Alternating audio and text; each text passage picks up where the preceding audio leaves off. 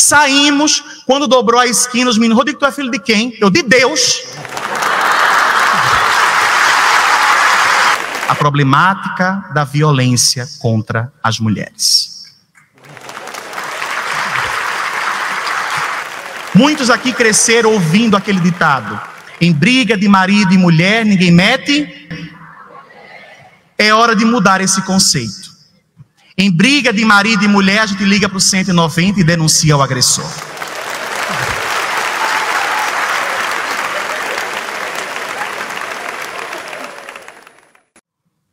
Que horas são? Se eu perguntar para os senhores agora que horas são, vocês saberiam me responder? Como que vocês fariam isso? Procurariam um relógio. Mas filosoficamente vocês trariam a atenção para o presente, para o momento atual. Queridos amigos espíritas, que horas são? Compreendendo que a atenção deve ser voltada para o presente, para entender as marcas que podemos deixar nesse século, é importante nós olharmos para a sociedade, buscando entender como que ela está. Porque é na sociedade que nós estabelecemos as relações de progresso e de crescimento espiritual. É na sociedade que nós conseguimos construir o novo a partir do debate livre, plural e inclusivo das ideias. Mas nós, como espíritas, precisamos ter uma premissa fundamental para guiar-nos nesse contato com a sociedade, buscando influenciá-la para ser nova. E essa premissa fundamental está contida em O Livro dos Espíritos, quando na pergunta 880, Kardec questiona: qual o primeiro e fundamental direito que todo ser humano possui? E a resposta: o direito de viver. Pois que ninguém tem o direito de atentar contra a vida material do seu semelhante.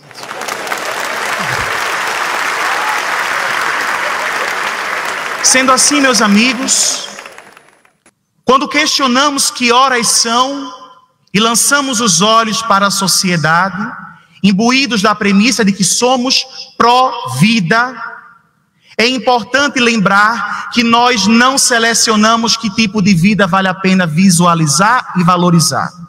Nós valorizamos e visibilizamos todas as vidas humanas. E aqui precisamos traduzir essa frase. Nós visibilizamos, nós olhamos, nós valorizamos a vida das pessoas que passam fome e estão na pobreza. A vida das mulheres que são vítimas de agressão e violência. A vida das pessoas da comunidade LGBTQIAPN+. A vida das pessoas negras devido ao racismo estrutural. As múltiplas problemáticas do meio ambiente e mudança climática. As questões relacionadas à criança e o jovem. As questões relacionadas a discriminação das pessoas com deficiência. É preciso mudarmos o foco. E no lugar de achar que somos pró-vida de apenas um assunto específico, todas as vezes que um ser humano é ameaçado na sociedade, seja a cor que ele tiver, seja a orientação que ele seguir sexualmente, seja o que ele quiser ser no mundo, se ele está ameaçado, como espírita, meu dever é defendê-lo.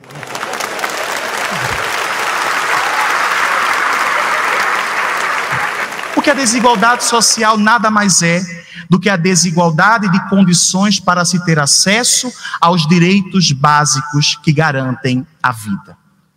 Se um grupo tem acesso a todos os direitos e o outro grupo não tem acesso a direito nenhum, essa desigualdade marca a estrutura da malha social que nós fazemos parte.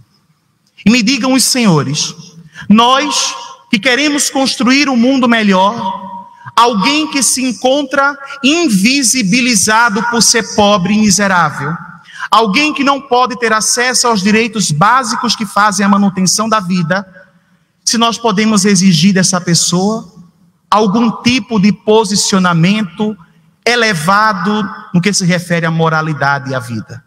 Se a única preocupação que eles estão tendo nesse momento é se vão continuar vivos e se terão comida para comer. Não é à toa também que em O Livro dos Espíritos, na questão 888, Kardec pergunta o que se deve entender por esmola.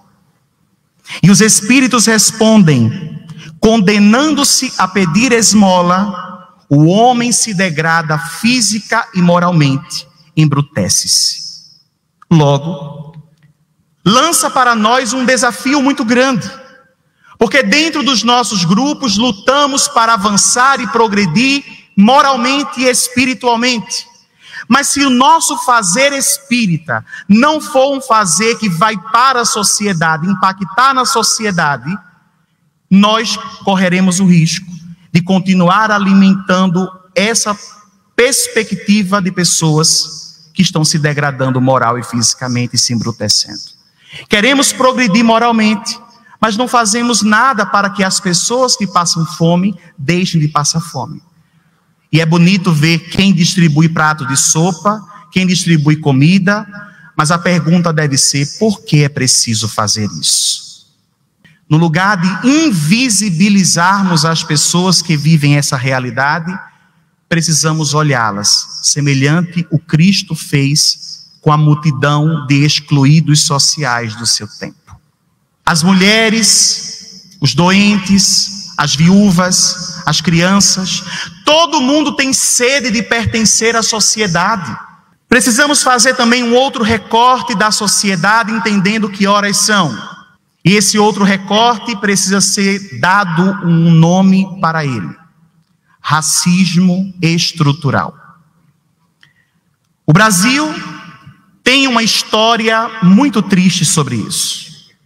Imagine os senhores que em um dado momento acharam que poderiam ir lá na África, arrancar as pessoas das suas vidas, da sua cultura, da sua sociedade, trazer em navios semelhantes a animais, a qualquer tipo de coisa, trabalhar culturalmente a ideia de que o negro não tinha alma, colocá-lo sujeito a um trabalho desgastante, intenso, que nem um animal mais bruto das savanas muitas vezes conseguiria aguentar. E depois disso, quando num dado momento da história, o mundo dizendo assim: olha, já não vale mais a pena segurar escravo, porque escravo custa dinheiro, é melhor deixar eles livres para se tornarem consumidores. O que é importante dizer isso para desconstruir aquela visão romântica da Lei Áurea de 1888, como algo que libertou os escravos. Libertou porque não tinha outra opção para fazer a economia girar. Não libertou porque foi bonito, foi pensado, foi refletido que são seres humanos a serem valorizados as suas vidas.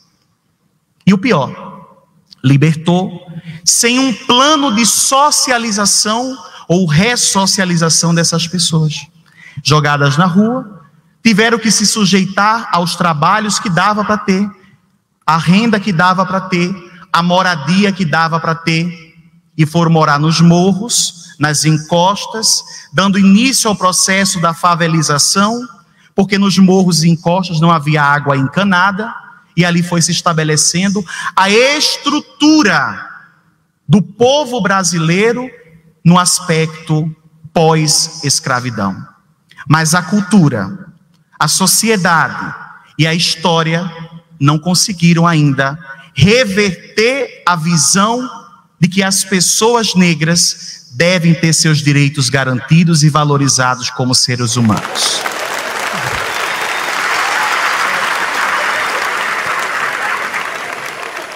Semana passada eu conversava com uma amiga minha que dizia que a bisavó dela, uma mulher branca, certa vez dizia assim para ela, brincando, mas em tom muito sério: minha filha, negro não é gente.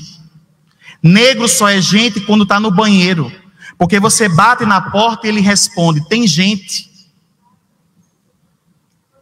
Isso nos choca profundamente. Recentemente estivemos em uma instituição Num dado momento, problematizou-se esse tema. Uma pessoa branca começou a dizer: meu filho, a gente precisa superar essa questão, mostrando claramente uma ignorância sobre a realidade da sociedade brasileira. E uma outra trabalhadora da casa, negra, disse: eu posso falar sobre as dores do povo negro porque eu sinto na minha pele. E no final,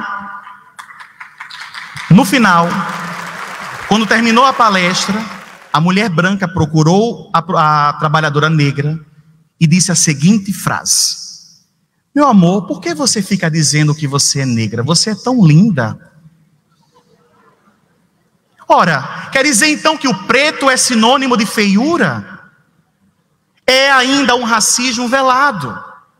E é curioso porque o Brasil é um país que 85% da população diz que é contra o racismo, mas 95% diz que existe racismo. Então a conta não fecha. É por isso, meus amigos, que o professor e jurista brasileiro Silvio Almeida, atual ministro dos Direitos Humanos, diria: a sociedade é uma máquina produtora de desigualdade racial.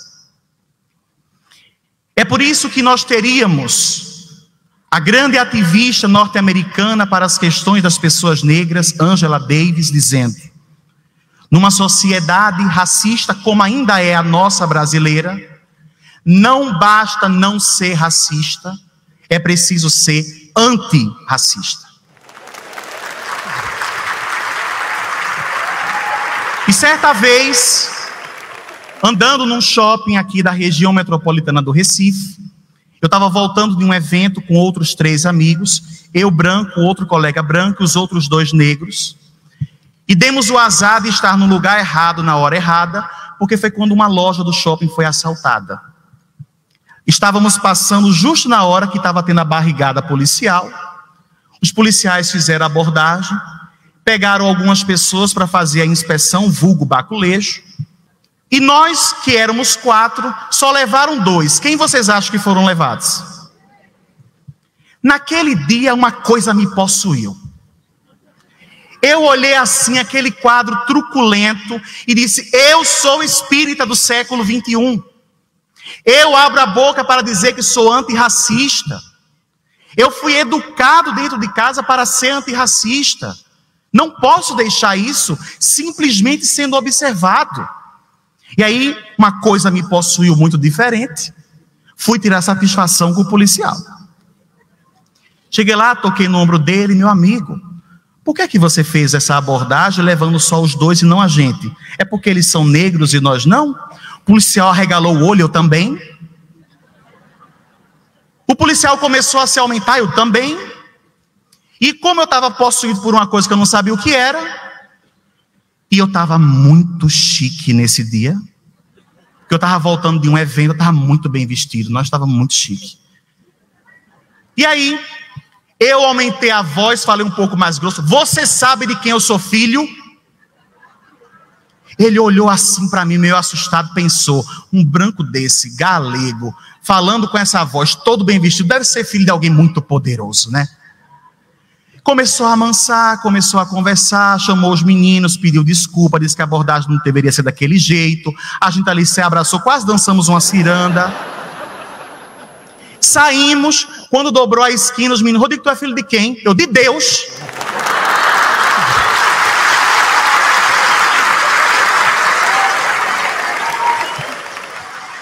É um exemplo de atitude antirracista que nós precisamos incorporar na nossa prática cotidiana. Porque pessoas negras morrem, meus amigos, morrem em virtude desse racismo estrutural. E se nós somos pró-vida de todos, inclusive das pessoas negras. Se queremos construir uma nova sociedade baseada em justiça, igualdade e fraternidade, encarar o racismo, desconstruir o racismo, combater o pensamento materialista do racismo de subjugar alguém pela cor da pele do corpo físico, é nosso dever e nossa bandeira como espíritas também.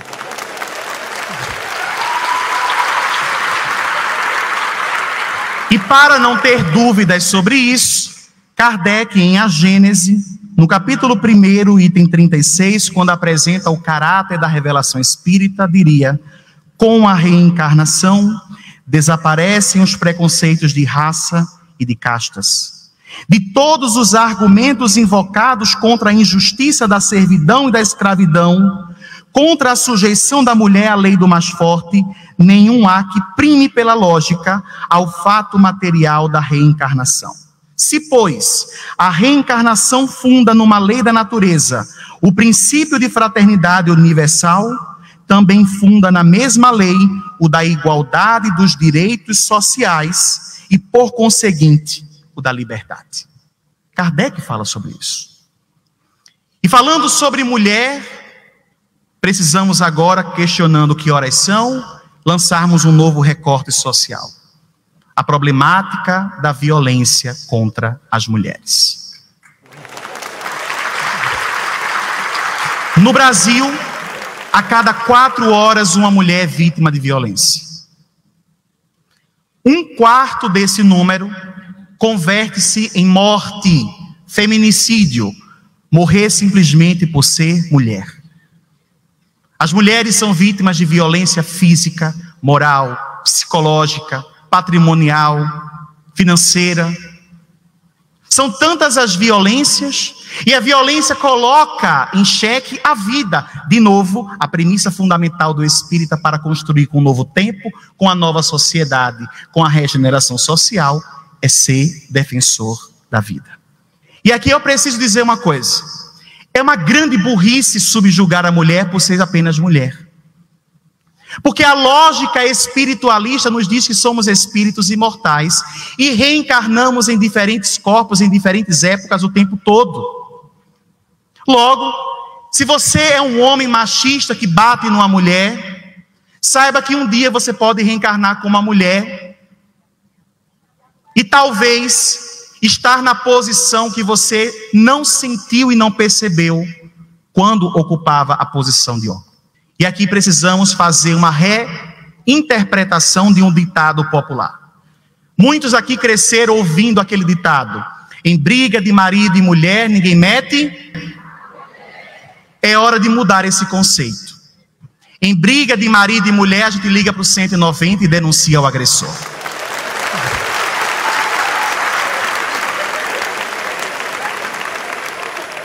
Vivemos uma realidade em que a sociedade condena os homens que têm comportamento afeminado. São chamados das mais diversas coisas, porque faz lembrar a mulher. E a mulher, por ser muitas vezes perseguida e violentada, os homens afeminados muitas vezes recebem o mesmo tratamento por serem quem são. Isso resultado de uma educação que tem como pauta a masculinidade tóxica. O que é a masculinidade tóxica? É aquela ideia cultural que nos foi sendo dada de que menino brinca de tal coisa, menina brinca de outra coisa. Menino veste azul, menina veste rosa. Menino pode isso, menina não pode aquilo. Homem não chora. E nessa historinha de homem não chora, nós temos um monte de homem hoje em dia com problemas íntimos mal resolvidos porque não puderam extravasar suas emoções.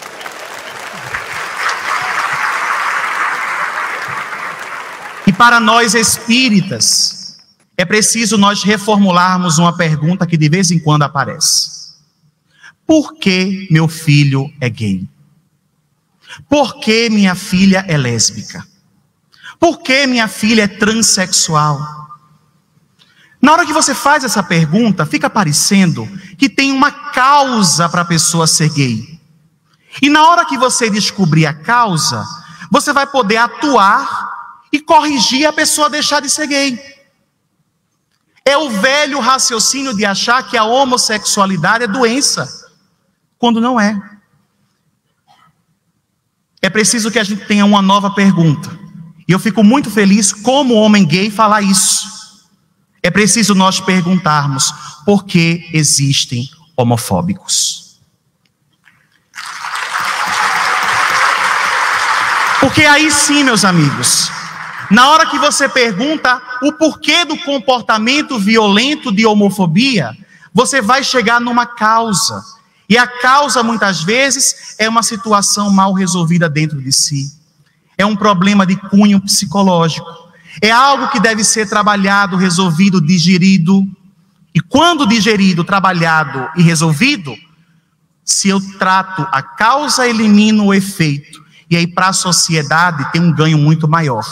Porque se eu trato a homofobia, cuidando do comportamento violento do homofóbico, deixando de ter esse comportamento, o resultado para a sociedade é o declínio do número de mortes por violência que essa população sofre. E aí sim, estaremos fazendo um grande favor para a vida, porque estaremos valorizando a manutenção das vidas.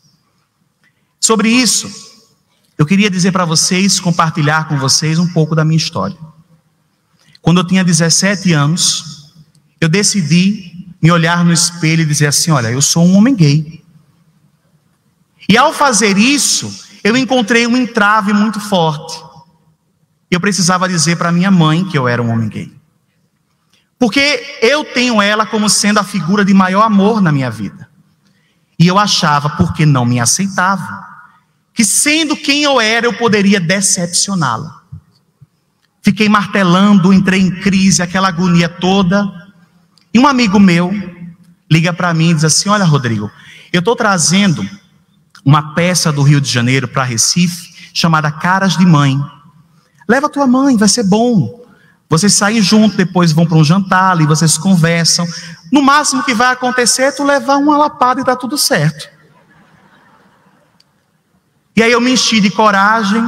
Liguei para ela, nessa época eu já morava sozinho, porque ela me ensinou a ser independente logo cedo. E ela está aqui, a senhorinha, viu? Essa jovem senhora linda.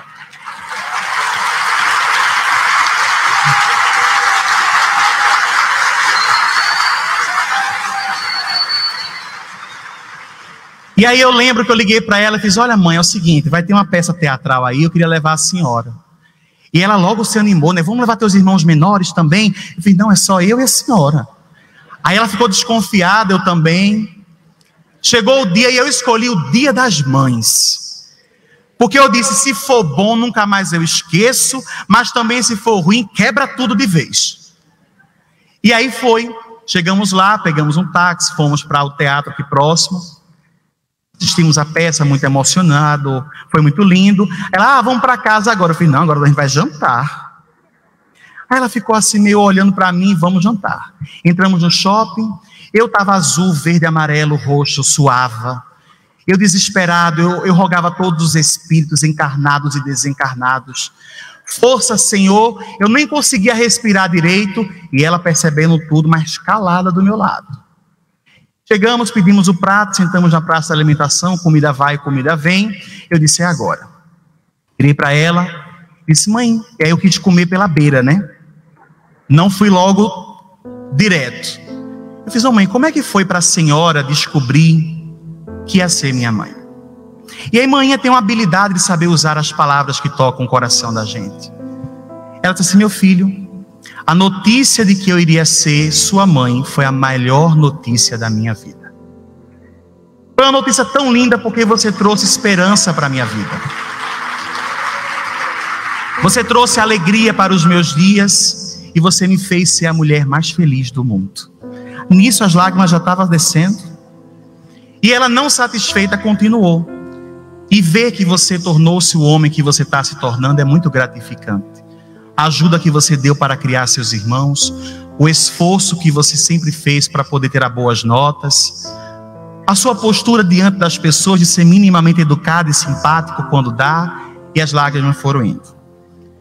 Mas num dado momento, ela, que já estava percebendo tudo, olhou para mim e fez assim: mas vá, fale o que você quer falar. E aí eu virei para ela e falei assim: olha, mãe, eu tentei gostar de mulher, mas o meu negócio mesmo é homem. E aí, ela fez assim, eu fiz: é agora que vai vir, bota o capacete que lá vem pedrada. E ela fez: você acha que a sua mãe não sabia? Sua mãe sempre soube.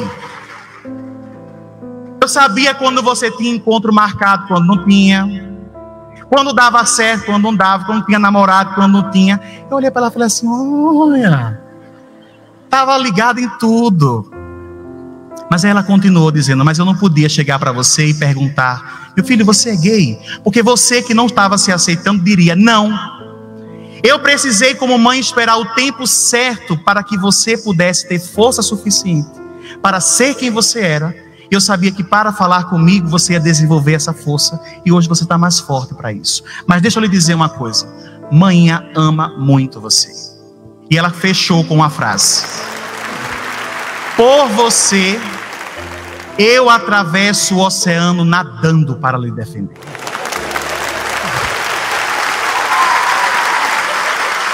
Naquele dia, vocês imaginem que eu desci a escada rolante com vontade de gritar: eu sou gay! E eu me tornei, depois disso, uma pessoa muito mais segura, muito mais feliz, trazer com naturalidade quem eu sou. Não que eu seja exemplo, mas para que, sendo quem eu sou, ajude alguém que está aqui a ser quem é. E mostrando quem minha mãe é, ajude algum pai ou alguma mãe a também ser como ela é.